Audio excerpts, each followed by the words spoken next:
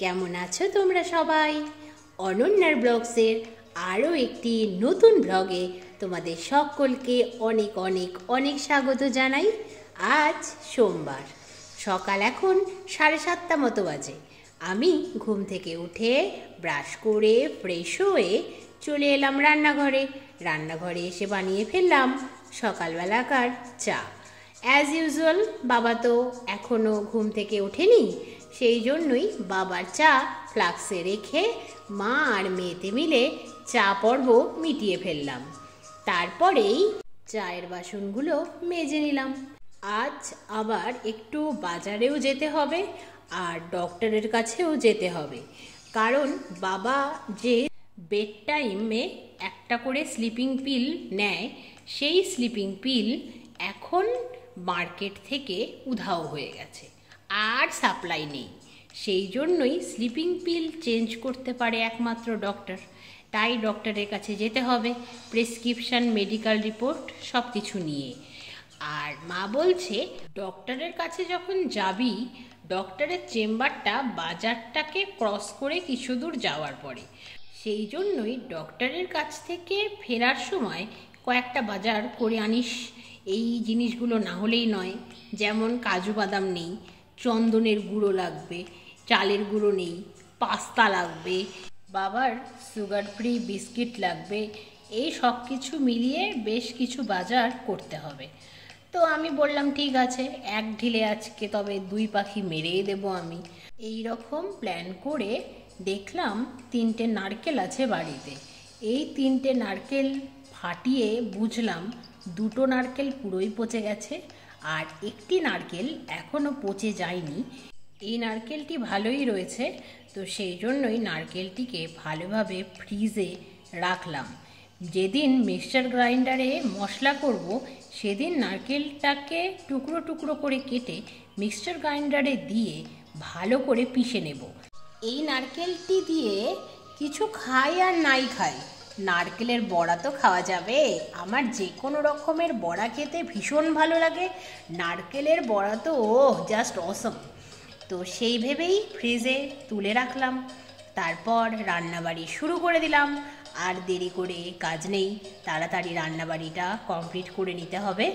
তো আজ যেহেতু শ্রাবণ মাসের 3য় সোমবার, সেই জন্য আজকেও অ্যাজ ইউজুয়াল ভেজ রান্নাই হচ্ছে।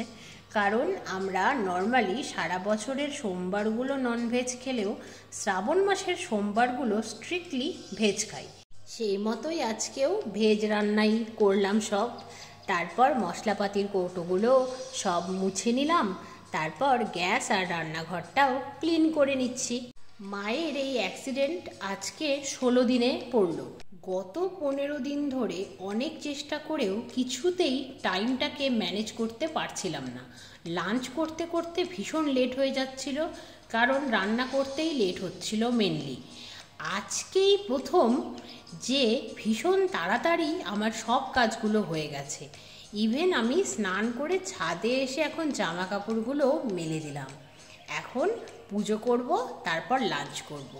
ঘড়িতে এখন বাজে বেলা 1টা, তার মানে এই 1:30টার মধ্যেই লাঞ্চ হয়েই যাবে আজকে টাইমটা এতদিনে ঠিকঠাক আমি ম্যানেজ করতে পারলাম। পুজো কমপ্লিট করে লাঞ্চ করতে যাব, এই সময় বাইরে থেকে গোমাতা হাঁক ডাক শুরু করে দিয়েছে। অতএব গোমাতাকে বাইরে এসে ভাতের ফ্যান বা মাড় যাই বলো সেটি খাওয়ালাম। তারপরে মা মেয়েতে মিলে লাঞ্চ করলাম। বাবার লাঞ্চ তো আগেই সার্ভ করে দিয়েছিলাম। বাবার লাঞ্চ, ডিনার সব কিছুই আমাদের আগেই হয়ে যায়। আমরা মা মেয়েতে মিলে একসাথে বক বক করতে করতে খাই। যাই হোক, লাঞ্চ সেরে একটু রেস্ট নিলাম। তারপরে বিকেল হতেই ছাদে চলে এলাম। ছাদে এসে শুকনো জামা কাপড়গুলো ভাঁজ করে নিলাম। আকাশে দেখছি ভর্তি মেঘ, সেই জন্যই গাছগুলোতে আর জল দিলাম না। যদি বৃষ্টি হয় তবে তো পণ্ডশ্রম হবে বলো। তারপর সন্ধে হতেই বেরিয়ে পড়লাম ডক্টরের চেম্বারের উদ্দেশ্যে।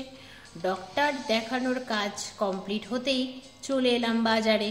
যা কিছু কেনাকাটি ছিল সেই সব কিছুই এক এক করে কিনে নিলাম। আজ আর পরিবার দোকানটিতে যাইনি, আজকে নর্মাল ছোটোখাটো দোকান থেকেই সব কিনে এখন বাড়ির পথে। বাড়ি ফিরে দেখছি মা আমার জন্য সান্ধ্যকালীন চা না খেয়ে অপেক্ষা করছে, ভাবতে পারো। সেই জন্যই বাড়িতে ফিরে তাড়াতাড়ি ফ্রেশ হয়ে ড্রেস চেঞ্জ করে আবার চা তৈরি করে মা মেয়েতে মিলে সান্ধ্যকালীন চা এনজয় করলাম। তারপর ডিনারের টাইম হতেই বাবাকে ডিনারটা সার্ভ করে দিলাম। আর ভাবলাম রাতে পাস্তা বানাই। পাস্তা তো নিয়ে এসেছি, বলো, রাতে গরম গরম অন্যরকম একটা ডিনার হলে ভালোই হয়। মায়ের মুখে একটুও রুচি নেই, অ্যান্টিবায়োটিক বেশি খাচ্ছে, সেই জন্য হয়তো। খেয়াল করে দেখবে যে কোনো ব্যথা বা রোগ যন্ত্রণা রাতেই বেশি হয়। যেমন মায়ের হাতের স্টিচ কাটার পরেও ঘায়ের মতো হয়ে আছে, তো সেখানে রাতে ভীষণ যন্ত্রণা করে। সেই জন্যই মা হাত দিয়ে খেতেই চায় না। তাই পাস্তা একটা প্লেটে বেড়ে নিয়ে মাকে আমি খাইয়ে দিলাম, আমি নিজেও খেলাম। তারপর রান্নাঘরে এসে পাস্তা তৈরি করতে যে বাসনগুলো নিয়েছিলাম সেগুলো সব মেজে নিলাম। তারপর রান্নাঘরের কাজও কমপ্লিট করে নিলাম। রান্নাঘরে সব কাজ কমপ্লিট করে এই জাস্ট ঘরে এলাম। এখন বেডটাকে রেডি করে নেব, তারপর শুয়ে পড়ব।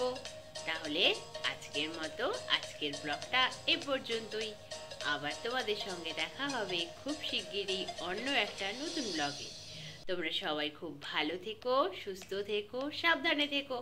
আর আজকের ব্লগটা কেমন লাগলো অবশ্যই কমেন্টে জানিও। ভালো লাগলে একটা লাইক করে দিও। আর যদি তোমরা চাও তাহলে অনন্যার ব্লগ চ্যানেলটাকে সাবস্ক্রাইব করে দিও। এইভাবে আমার পাশে থেকো, এইভাবে আমায় সাপোর্ট করো আর অনেক অনেক ভালোবাসা দিও। তাহলে আজকের মতো আসি। Good night, bye bye.